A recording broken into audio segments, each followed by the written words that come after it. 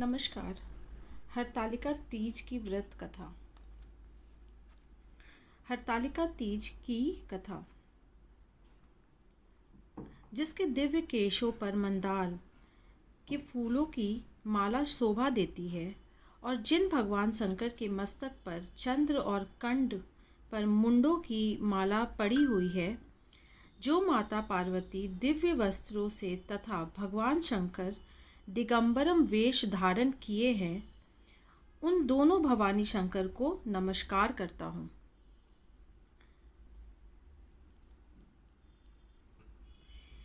कैलाश पर्वत के सुंदर शिखर पर माता पार्वती जी ने श्री महादेव जी से पूछा, हे महेश्वर, मुझ आप वह गुप्त से गुप्त वार्ता कहिए जो सबके लिए सब धर्मों से भी सरल तथा महान फल देने वाला हो। हे नाथ, यदि आप भली भांति प्रसन्न हैं तो आप उसे मेरे सम्मुख प्रकट कीजिए। हे जगन्नाथ, आप आदि, मध्य और अंत रहित हैं। आपकी माया का कोई पार नहीं है। आपको मैंने किस भांति प्राप्त किया? कौन से व्रत, तप या दान के पुण्य फल से आपको मुझको वर रूप में मिले?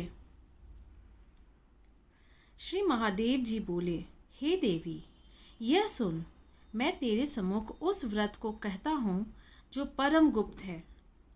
जैसे तारागणों में चंद्रमा और ग्रहों से सूर्य, वर्णों में ब्राह्मण, देवताओं में गंगा, पुराणों में महाभारत, वेदों में साम और इंद्रियों में मन श्रेष्ठ है, वैसे ही पुराणों और वेदों सब में इसका वर्णन आया है। जिसके प्रभाव से तुमको मेरा आधा आसन प्राप्त हुआ है। हे प्रिय, उसी का मैं तुमको वर्णन करता हूँ। सुनो, भाद्रपद भादो मास के शुक्ल पक्ष की हस्त नक्षत्र संयुक्त तृतीया तीज के दिन इस व्रत का अनुष्ठान मात्र करने से सब पापों का नाश हो जाता है। तुमने पहले हिमालय पर्वत पर इस महान व्रत को किया था, जो मैं तुम्हें सुनाता हूँ। पार्वती जी बोली, हे प्रभु, इस व्रत को मैंने किस लिए किया था, यह मुझे सुनने की इच्छा है, सो कृपा करके कहिए। शंकर जी बोले, आर्यवर्त में हिमालय नामक एक महान पर्वत है, जहाँ अनेक प्रकार की भूमि अनेक प्रकार के वृक्षों से सुशोभित है, जो सदैव बर्फ से ढके हुए गंगा की कलकल ध्वनि से शब्दयमान है।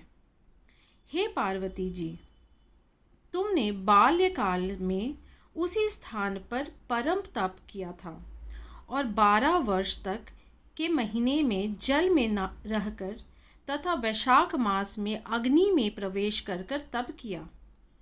श्रवण के महीने में बाहर खुले में निवास कर अन्न त्याग कर तप करती रही।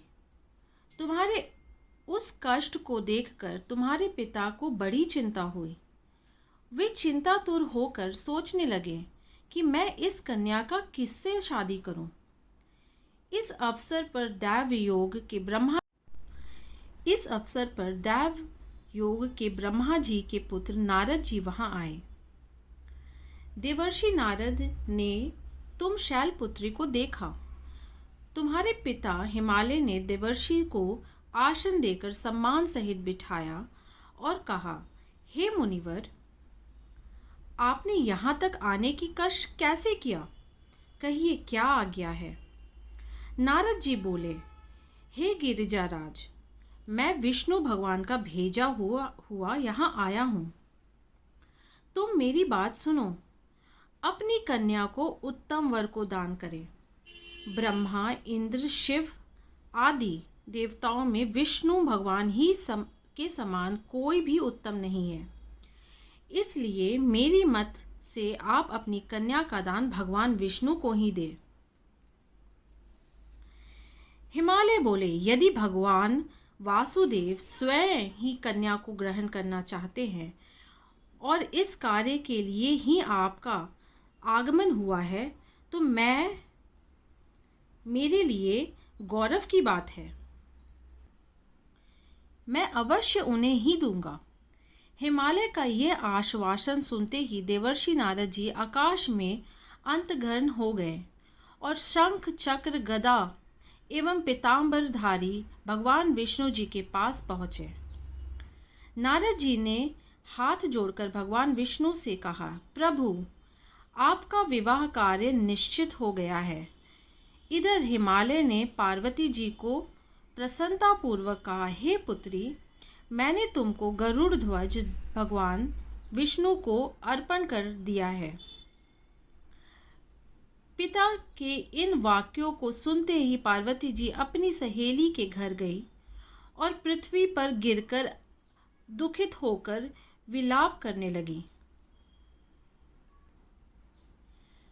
उनको विलाप करते हुए देख सखी बोली, देवी, तुम किस कारण दुखी हो? मुझे बताओ, मैं अवश्य ही तुम्हारी इच्छा पूर्ण करूंगी। पार्वती बोली, हे सखी, सुनो, मेरे जो मन की अभिलाषा है सुनाती हूँ। मैं श्री महादेव जी को वरण करना चाहती हूँ।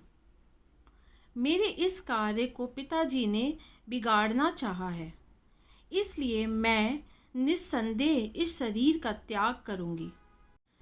पार्वती के इन वचनों को सुनकर सखी ने कहा, देवी, जिस वन को तुम्हारे पिताजी ने न देखा हो, तुम वहां चली जाओ। तब हे देवी पार्वती, तुम अपनी सखी का यह वचन सुन ऐसे ही वन में को चली गई। पिता हिमालय ने तुमको घर पर न पाकर सोचा कि मेरी पुत्री को कोई देव दानव अथवा किन्नर हरण करके ले गए हैं। मैंने नारद जी को वचन दिया था कि मैं पुत्री का गरुड़ ध्वज भगवान के साथ वरण कराऊंगा। हाय, अब यह कैसे पूरा होगा? ऐसा सोचकर वे बहुत चिंतातुर हो मूर्छित हो गए। तब सब लोग हाहाकार करते हुए दौड़े और मूर्छा दूर होने पर गिरिजाराज ने बोला कि हमें आप अपनी मूर्छा का कारण बताओ। हिमालय बोले, मेरे दुख का कारण यह है कि मेरी रत्न रूपी कन्या को कोई हरण कर ले गया है या सर्प डस गया है, किसी सी ने मार डाला है। वह यह जाने कहाँ चली गई है या उसे राक्षस ने मार डाला है। इस प्रकार कहकर गिरिजाराज दुखित होकर ऐसे कांपने लगे जैसे तीव्र वायु के चलने पर कोई वृक्ष कांपता है। तत्पश्चात हे पार्वती, तुम्हें गिरिजाराज साथियों सहित घने जंगल में ढूंढने निकले। व्याघ, रीछ आदि हिंसक जंतुओं के कारण वन महाभयानक प्रतीत हो रहा था। तुम भी सखी के साथ भयानक जंगल में घूमती हुई वन में एक नदी के तट पर एक गुफा में पहुंची। उस गुफा में तुम अपनी सखी के साथ प्रवेश कर गई, जहां तुम्हें अन्न जल का त्याग करके बालू का लिंग बनाकर मेरा आराधना करती रही। उस समय पर भाद्रपद मास के हस्त नक्षत्र युक्त तृतीया के दिन तुमने मेरे विधि विधान से पूजा किया तथा रात्रि को गीत गायन करते हुए जागरण किया। तुम्हारे उस महाव्रत के प्रभाव से मेरे आसन डोलने लगे। मैं उसी स्थान पर आ गया जहां तुम तुम्हारी सखी के साथ थी। मैंने आकर तुमसे कहा, हे वरानने, मैं तुमसे प्रसन्न हूँ, तुम मुझसे वरदान मांग। तब तुमने कहा कि हे देव, यदि आप मुझसे प्रसन्न हैं तो आप महादेव जी ही मेरे पति हो। मैं तथास्तु ऐसा कहकर कैलाश पर्वत को चला गया और तुमने प्रभात होते ही मेरे उस बालू की प्रतिमा को नदी में विसर्जित कर दिया। हे शुभे, तुमने वहां अपनी सखी सहित व्रत का परायण किया। इतने में तुम्हारे पिता हिमावन भी तुम्हें ढूंढते ढूंढते उसी घने वन में आ पहुंचे। उस समय उन्होंने नदी के तट पर 2 कन्याओं को देखा तो वे तुम्हारे पास आ गए और तुम्हें हृदय से लगाकर रोने लगे और बोले, बेटी, तुम इस सिंह युक्त घने जंगल में क्यों चली आई? तुमने कहा, हे पिता, मैं पहले ही अपना शरीर शंकर जी को समर्पित कर दिया है, किंतु आपने इसके विपरीत कार्य किया, इसलिए मैं वन में चली आई। ऐसा सुनकर हिमावन ने तुम्हें कहा कि मैं तुम्हारी इच्छा के विरुद्ध यह कार्य नहीं करूँगा।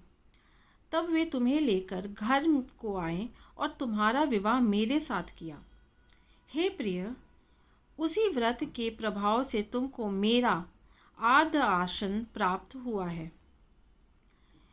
इस व्रत राज को मैंने भी अभी तक किसी के सम्मुख वर्ण नहीं किया। हे देवी, अब मैं तुम्हें यह बताता हूँ कि इस व्रत का यह नाम क्यों पड़ा। तुमको सखी हरण करके ले गई थी, इसलिए हरतालिका नाम पड़ा।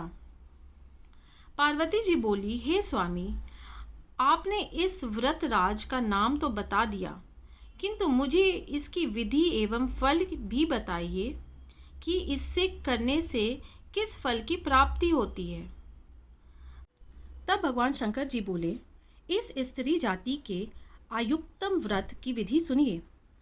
सौभाग्य की इच्छा रखने वाली स्त्रियां इस व्रत को विधि पूर्वक करें। केले के खंभों से मंडप बनाकर उसे वंदनवारों से सुशोभित करें। उसमें विविध रंगों के उत्तम रेशमी वस्त्र की चांदनी ऊपर टांग दे। चंदन आदि सुगंधित द्रव्यों से लेपन करके स्त्रियां एकत्र हों। शंख, भेरी, मृदंग आदि बजावे। विधि पूर्वक मंगलाचार करके श्री गौरी शंकर की बालू निर्मित प्रतिमा स्थापित करें।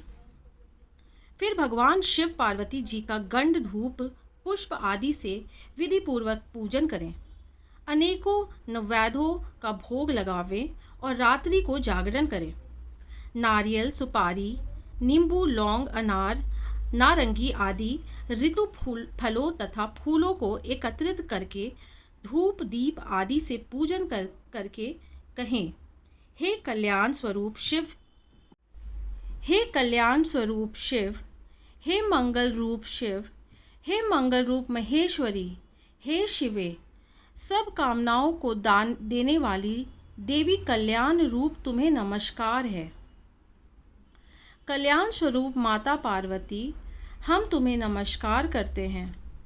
भगवान शंकर जी को सदैव नमस्कार करते हैं। हे ब्रह्मा स्वरूपिणी, जगत का पालन करने वाली माँ, आपको नमस्कार है। हे सिंह वाहिनी, मैं सांसारिक भय से व्याकुल हूँ, तुम मेरी रक्षा करो। हे महेश्वरी, मैं इसी अभिलाषा से आपका पूजन किया है। हे पार्वती माता, आप मेरे ऊपर प्रसन्न होकर मुझे सुख और सौभाग्य प्राप्त कीजिए। इस प्रकार के शब्दों द्वारा उमा सहित शंकर जी का पूजन करें। विधि पूर्वक कथा सुने। गौ, वस्त्र, आभूषण आदि ब्राह्मणों को दान करें। इस प्रकार से व्रत करने वालों के सब पाप नष्ट हो जाते हैं। जय श्री राम, जय भोलेनाथ, जय माँ पार्वती। सबका कल्याण हो।